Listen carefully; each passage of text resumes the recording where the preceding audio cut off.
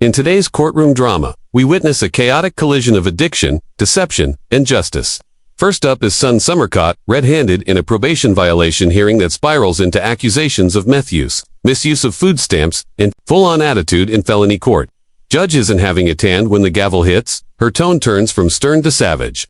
Then we meet Moses Maldonado, a familiar face in the system, facing years in prison while carrying a visible reminder of his paint tattoos that speak louder than his words. Finally, we wrap with Angel Roman, caught in a domestic violence case involving broken TVs, drugs, and a no-contact order with his ex. What connects all three? A courtroom packed with real consequences, raw emotions, and no second chances. And trust me, you're going to want to stay for the judge's last 3 CR 2906, State of Texas versus Summer Munoz. All right. So what did you test positive for? And you want to go back to I only use marijuana with me? No. I counted for meth, marijuana, and I'm sorry. Can you speak up and could you uncross your arms? You're not a little girl. We're not in a classroom. You are in a felony court where you could potentially go to prison. So what are you been using? meth and marijuana. When's the last time you used meth? Like 2 days ago. No, it's more than 2 days ago. How often are you using? I just got out of jail, so I haven't been using that often. Well, I mean, you went straight from jail to use meth. The judge doesn't just call out dishonesty, she slices through it like a scalpel. The son claims she's only using marijuana, but tests show meth too. And when she shrugs it off, the judge lays it out. You're not in a classroom, you're in felony court. This isn't just about drug use, it's about responsibility and that crossed-arm low-tone defiance. It's a fast track to jail, not sympathy. At this point, it's clear. The court's patience is running on fumes. Would you say the judge is being too harsh, or is she right to demand respect in her courtroom?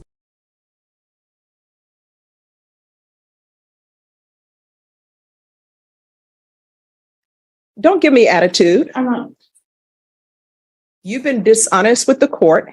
You made them waste of, you think UAs just are free? You made them waste a UA, telling me that you're going to be positive for marijuana only when I knew it was not going to be the case. And now you're positive for meth, amphetamines, and marijuana. So who are you using with? Are you using by yourself in a dark room? Or are you using with some boyfriend? Who are you using with? No, actually, where I'm staying at.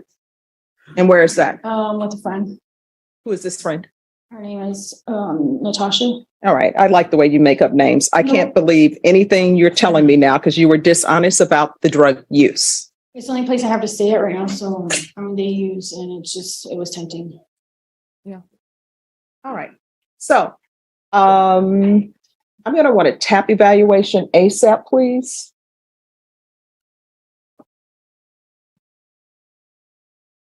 Are you employed? No.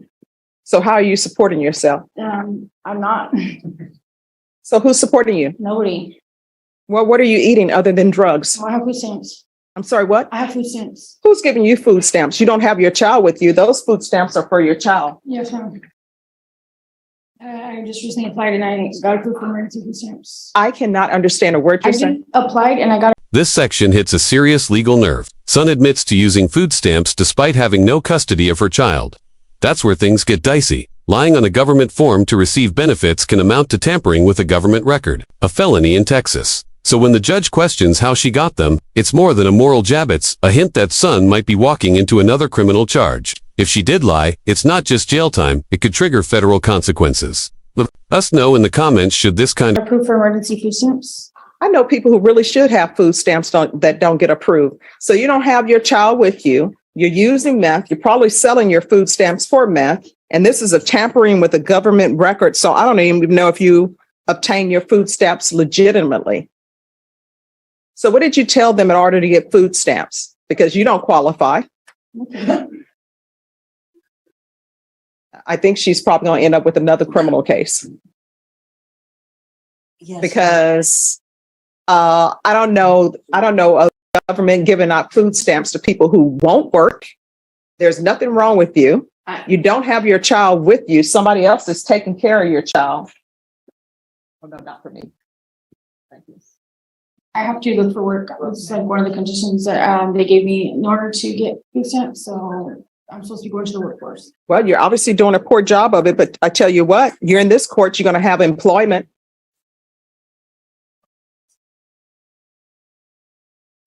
I'm not going to, the length of probation is outside the agreement. So it's going to be more than 4 years in this court because she has a lot of work that needs to be done I don't know why you're giving me the attitude. No. This part stings. The judge straight up says that attitude will most likely be readjusted at Bexar County Jail. Yikes. But it's not just about tone. This is layered with heartbreak. A young woman, out of work, out of custody, and caught in addiction, being told she's failing as a mother. And yet, even then, her focus isn't on her daughter, it's on defending herself. In that moment, you feel both anger and sorrow. Is she a victim of circumstance, or has she burned too many chances? I'm not trying to. I'm sorry. Yes, you are. Either that or it's because you're high. I don't know which one it is, but you're giving me attitude, and that attitude will most likely be readjusted by me at the Bexar County Jail. So I don't know if your attorney told you this, but I can send you to the Bexar County Jail as a condition of this probation, and I can also send you to the state jail facility as a condition of this probation for attitude readjustment. Do you want that? No. All right. So here's a quick breakdown. Deferred adjudication means son avoids a formal conviction as long as she completes the terms of her probation. But don't get it twisted. This is no free pass. The judge lays out strict probation terms. Employment within 15 days, no childcare jobs, parenting classes, drug tests, and community service. If she slips up, that deferred status disappears, and prison becomes reality. Would you trust someone like Son? I'm going to sentence her to 6 years deferred adjudication. You're getting a job, and there are plenty of jobs that are available. You're going to knock your pride aside, and if you're going to be flipping burgers at McDonald's or working on fries, you're going to be the best fry person you can be until you move up. You understand? Yes, ma'am. How far did you go in school? 9th grade. 9th grade. Why did you drop out? I had a problems at home. What were these problems? You using drugs? No, not necessarily. Just like things that were going on with my mom's marriage and everything else. And what's that tattoo on your neck? It says only the strong survive. All right. People love to put down. By now, Son's story paints a grim picture. Dropped out of school, using drugs, losing custody, living off government aid. The tattoo on her neck becomes symbolic. It's not just ink, it's a stamp of a life spiraling. But here's the twist. The judge isn't just punishing, she's prescribing redemption. Sands on their bodies because they can't remember them. All right, it's going to be a $1,500 fine probated. Proof of employment. And it's going to be proof of full-time employment within 15 days. If you have to get 2 part-time jobs, you will get 2 part-time jobs for the court. Full-time employment is at least 40 hours a week. There's to be no employment as a home health care provider or with minors. There's to be no unsupervised contact with minors. Has Child Protective Services been in your life? Yes. And so were your rights terminated? No. What happened to your parental rights? I still have my rights, but I just don't have my daughter. My family disagreed to take care of me until take care of my daughter until I get back on my feet. Parenting classes, and I want intensive parenting classes. There's to be 150 hours of community service restitution that will not be waived. She has to do those. You're either going to get your GED or either you're going to get some sort of trade certificate. Take in consideration 2023 CR 2907, County Court Cause number 667-964, 685-144, 70047.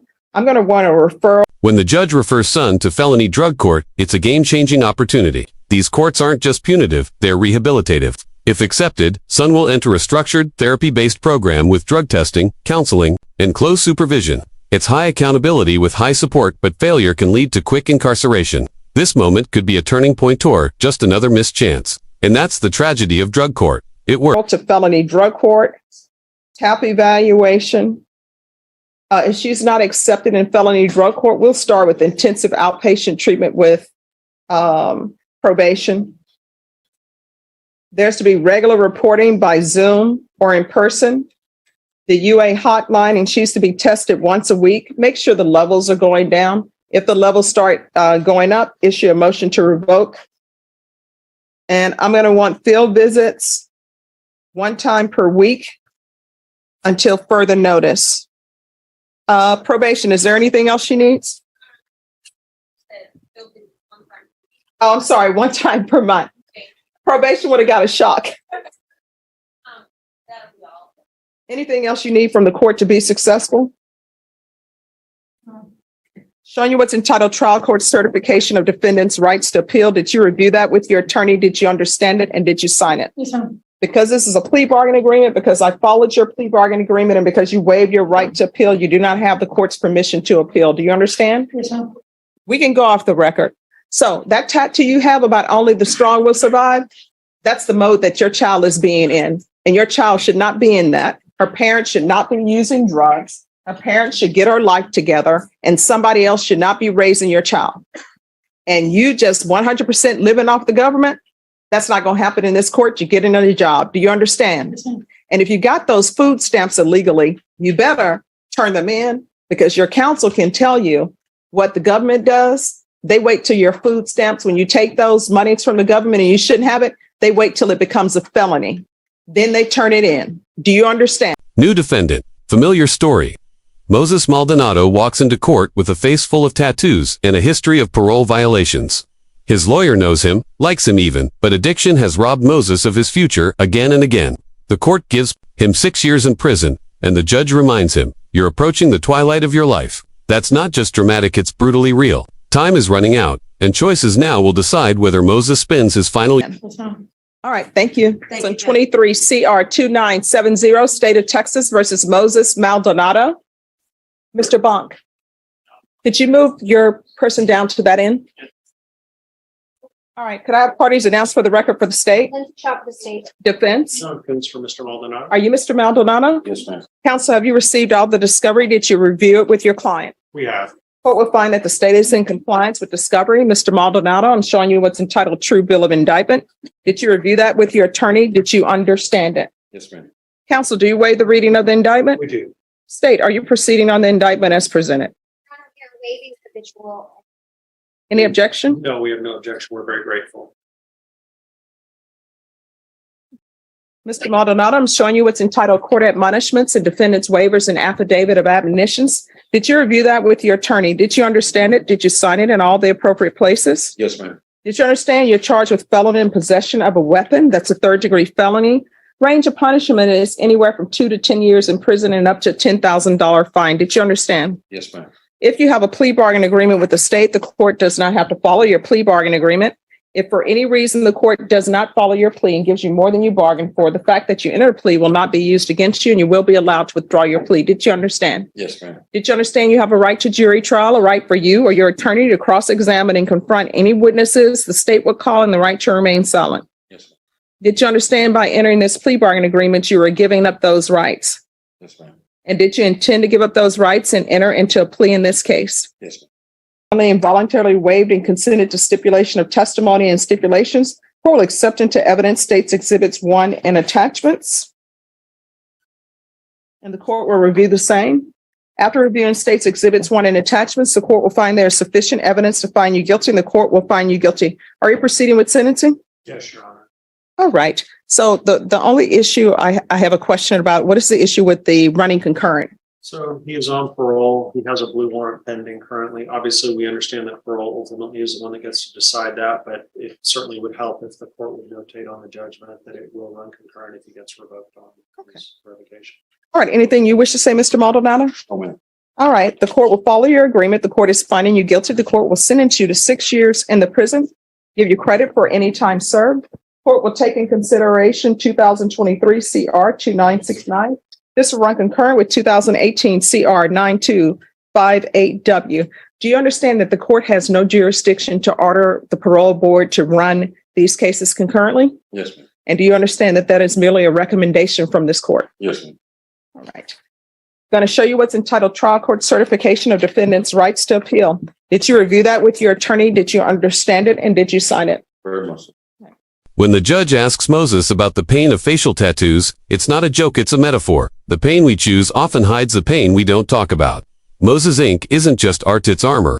armor that didn't stop addiction, prison, or regret. His story is heartbreaking, especially when his own lawyer says, "It's always so disappointing to see you here." It's a reminder that intelligence and likability. Because this is a plea bargain agreement, because I followed your plea bargain agreement, and because you waive your right to appeal, you do not have the court's permission to appeal. Do you understand? Yes, ma'am. Because this is a felony conviction, you're not allowed to own or possess any weapons or ammunition. If you have a question over what a weapon or ammunition is, you'll need to speak to an attorney. Do you understand? Yes.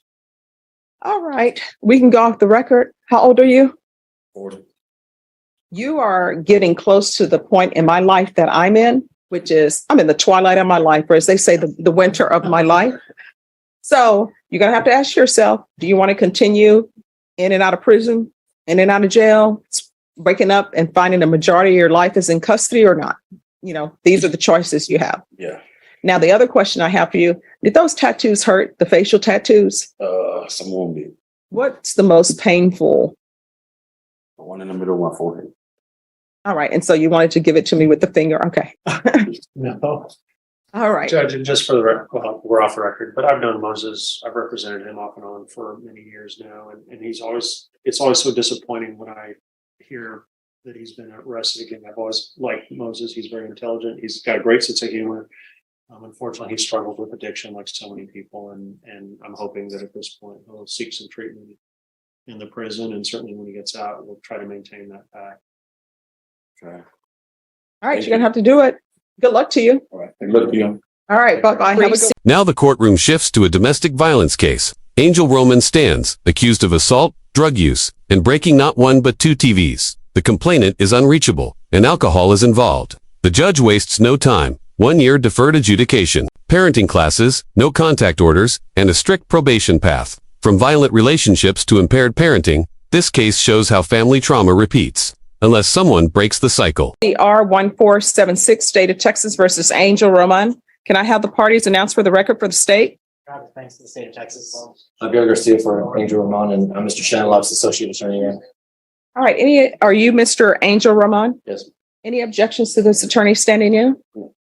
All right, counsel, you received all the discovery and did you review it with your client? Yes, Your Honor. Mr. Roman, I'm showing you what's entitled application for deferred adjudication or community supervision. Did you review that with your attorney? Did you understand it? Yes. Court will find that the state is in compliance with discovery. Showing you what's entitled true bill of indictment. Did you review that with your attorney? Did you understand it? Counsel, do you waive the reading of the indictment? Yes, Your Honor. State, are you proceeding on the indictment as presented? No, Your Honor, the state is making a motion to proceed on the lesser included assault family class A misdemeanor. Any objection? No, Your Honor. Showing you what's entitled court admonishments and defendants waivers and affidavit of admonitions. Did you review that document with your attorney? Did you understand it? Did you sign it in all the appropriate places? Yes. Did you understand the state is proceeding on the lesser included offense of assault, bodily injury, family, married household as a class A misdemeanor? Range of punishment is anywhere from a $4,000 fine and up to 1 year in the Bexar County Jail. Did you understand? Yes. If you have evidence to find you guilty, the court will defer finding of guilt as you applied for deferred adjudication. Are you proceeding with sentencing? Yes. Have you all spoke to the complainant? With the complaining. And is she aware of this and in favor of this? At the time when we finally finalized the plea, we have not been able to reach the complainant. She was previously non-cooperative. Okay. All right. Are you still with the complainant?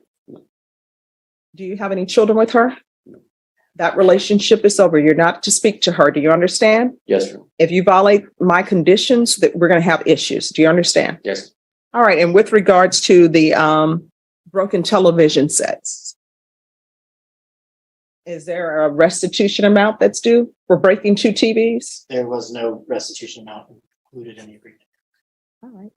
So do you know if there's restitution? People have to watch football. This is Texas. I'm not aware of any restitution or any restitution asked for. All right. So I see that alcohol was involved in this. If you're drug tested today, are you going to be positive for anything? No. All right. You can't be using drugs when you're working in the oil field. Correct. All right. All right. Do you have any children? I have one. How old? She's going to be 5 this year. All right. And is she in your life? Do you see her on a regular basis?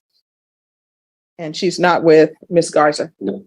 All right, the court is going to sentence you to 1 year deferred adjudication. There's an affirmative finding of family violence. Here's something critical. That affirmative finding of family violence isn't just a label, it has long-term consequences. It affects firearm rights, future custody cases, and job eligibility. Angel may have dodged jail for now, but this finding will follow him. It's also a serious warning from the court. Screw up again, and your next stop won't be probation, it'll be jail time. Should courts give offenders like Angel a path to redemption, or does one violent act warrant The BIPP course, no contact with Patricia Garza. I'm going to do 80 hours of community service restitution. I'm going to order parenting classes. Once you've completed those, then the 80 hours will be satisfied. Regular reporting by Zoom or in person. Do you take UAs for your job? I know some do when they work in all fields, or is it only if there's an accident? I believe it's only when it's an accident. All right, we're going to do 90 sober meetings in 90 days. I know you are in the all fields, but sometimes they can have you do those online. Right. How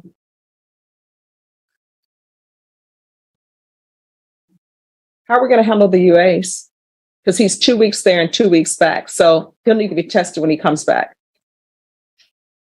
So we'll do regular UAs, proof of employment within 15 days, no employment as a home health care provider or with minors. Probation, is there anything else? Let's just, they can do a field visit 2 times. And I want one done when he's first back in town to make sure that everything is okay. And then if everything is okay, they can do one more, just a spot check, random. All right, is there anything else you need from the court to be successful? No. All right, I'm going to show you what's entitled Trial Court Certification of Defendant's Rights to Appeal. Oh, you'll come around. Did you review that with your attorney? Did you understand it? And did you sign it? Yes, sir. Because anything else? Yes, sure. Yes. Apologies.